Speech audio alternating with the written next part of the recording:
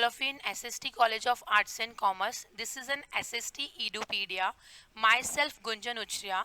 जैसे last lecture में हम लोगों ने IT में एक चैप्टर किया था. फर्स्ट IT इंफॉर्मेशन बेसिक था जिसमें HTML का टॉपिक लिया था. सेकंड वन हम लोगों ने ई कॉमर्स और ई गवर्नेंस का टॉपिक लिया था. Today's is your chapter will be computer accounting with GST. इसके लिए क्या क्या यूज़ होता है, किस पर्पस के लिए टैली यूज़ किया जाता है और टैली क्यों यूज़ की करते हैं हम लोग अपने इसमें पूरे लाइफ में, टैली इतना इम्पॉर्टेंट क्यों है.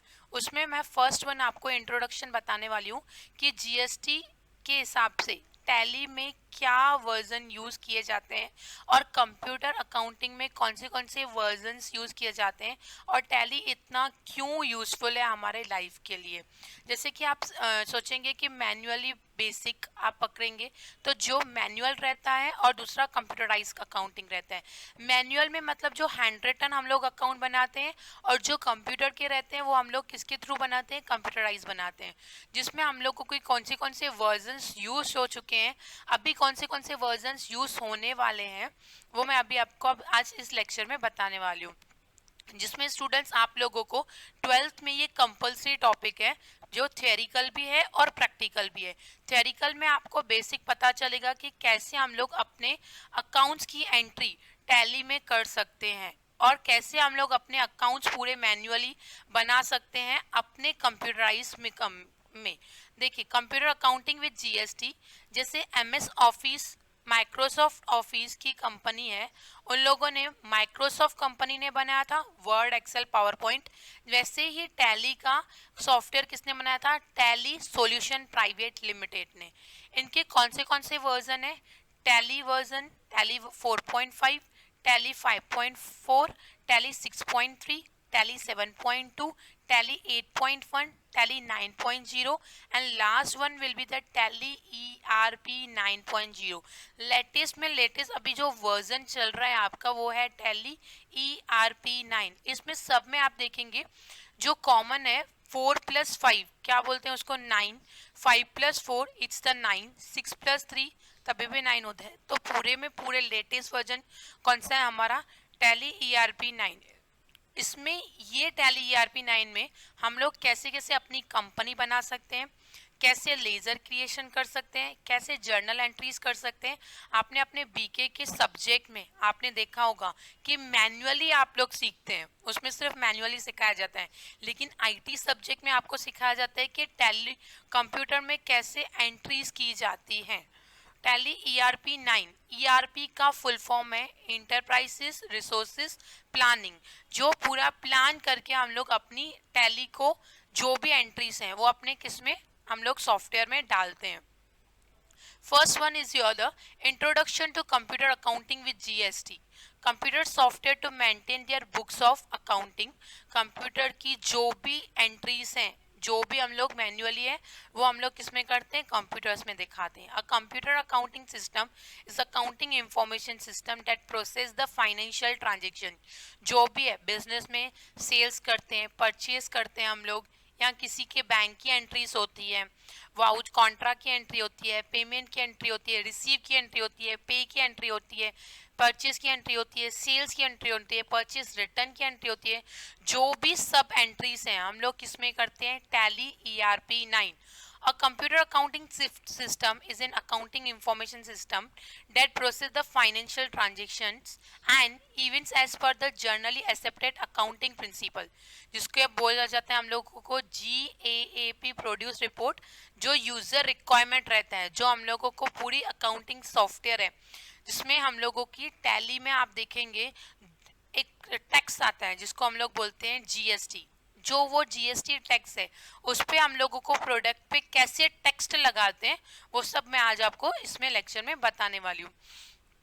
First one, history of the computerised accounting with GST. इसमें कौन सी क्या कैसे एंट्रीज की जाती है.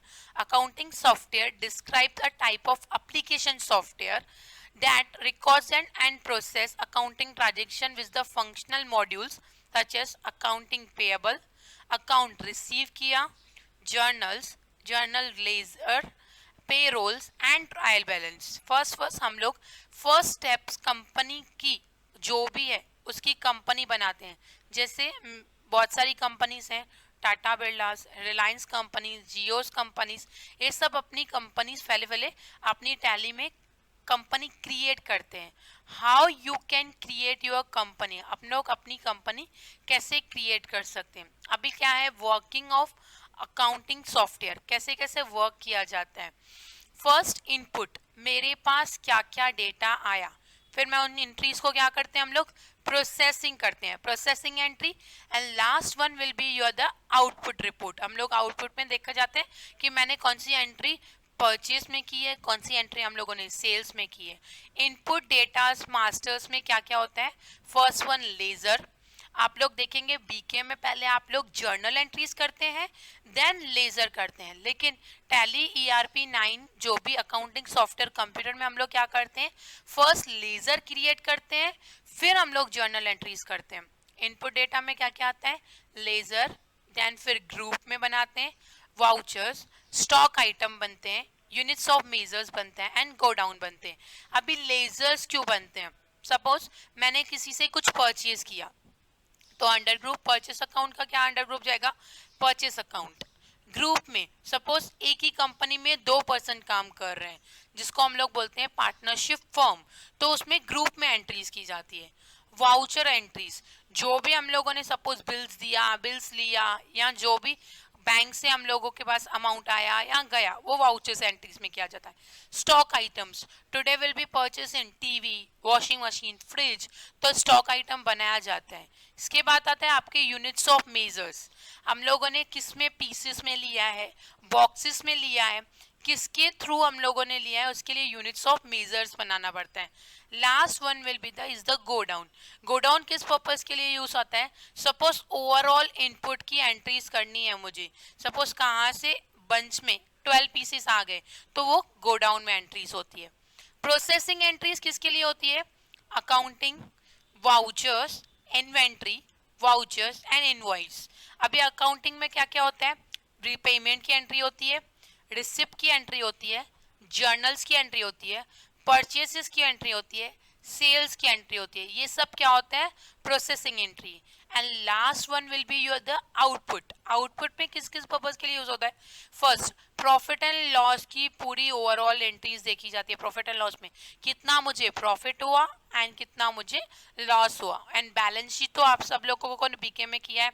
लायबिलिटी एंड असेट्स, कितना मेरा एक्सपेंसेस गया, कितना मेरा इनकम गया।